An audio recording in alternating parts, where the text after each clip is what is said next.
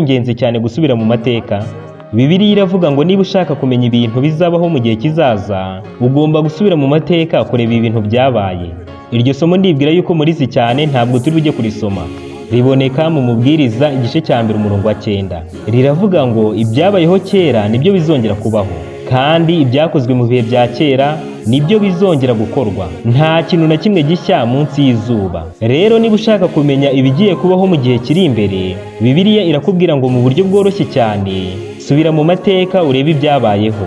Rero icyo nicyo nifuza ko tugiye gukora, kuko nshaka yuko hari amateka dusubiramo, maze tukareba ibintu bigaragara byabayeho mu gihe cya kera birimo birisubiramo kino gihe. Bifite ubutumwa bukomeye tugomba kubwiriza mbere yuko twinjira muri iki gihugu cyiza cyane. Ntabwo ari ubutumwa bukunzwe n'abantu benshi, kubera ko ari mu isi, ari no mu itorero ubwaryo, abantu badashaka kumva ibihamya bisobanutse byo mu ijambo ry'Imana. Nk'uko byari bimeze kuri Yeremiya rero, natwe tuzangwa, tuzatukwa, tuzashyirwa muri gereza, turenganwe, ndetse abantu bazanga ubutumwa tubwiriza.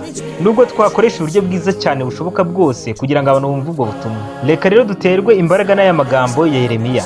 Hari indirimbo nziza ya 428 mu gitabo cy'icyongereza ivuga ngo hari igihugu cyiza kurusha umucyo w'umunsi, kandi kubwo kwizera dushobora kukirebera kure, kuko Data wa twese yabanje kudutegurira aho hantu heza tuzaba. Hari ubwo mu munezero mwinshi utarondoreka tuzahurira muri icyo cyanya cyiza cyane. Mu gitabo cy'abahanuzi n'abami haravuga ngo uhereye ku munsi yahamagawe ukageza ku iherezo ry'umurimo we, Yeremiya ahagaze imbere y'Ubuyuda ari nk'umunara n'igihome bitatsindwa n'umujinya w'umuntu uwo ari we wese. Uwiteka yari yaraburiye umugaragu we agira ati, kandi nzakugira inkike yubakishijwe imiringa, ibe igihome gikingiye abo bantu, nabo bazakurwanya.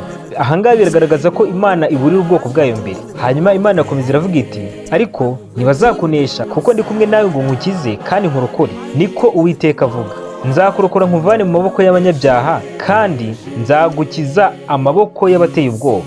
Buriya hari abantu bajya bambabaza mu buzima bwanjye, ni abantu bayoboye amadini, kuko benshi baba bameze nk'abanazi ukuri n'umurongo wakagendeweho, ariko kubw'impamvu runaka uwo murongo bakawica babishaka, kugeza ubwo babihindura uburyo bwo kubona icyo kurya. Imana ngo izabakubite inshuro 10 kubo bagenje bate. Nasomye amagambo avuga ngo mu kujya mu ijuru abantu ntibazagororerwa kimwe, no mu kurimbuka abantu ntibazarimbuka.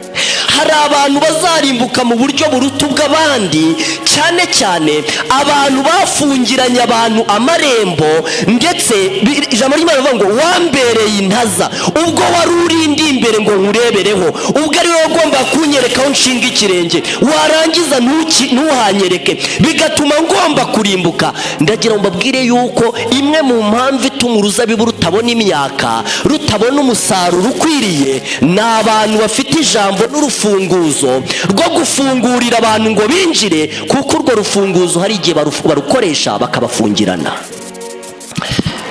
Niba ufite ikintu uyobora mu itorero ry'Imana, ndagira ngo nkubwire iki kintu, ujye ugenda gakeya, kandi ujye wibaza uti mbese uburyo bwose bushoboka kugira ngo abantu bamenye agakiza naba mbukoresha.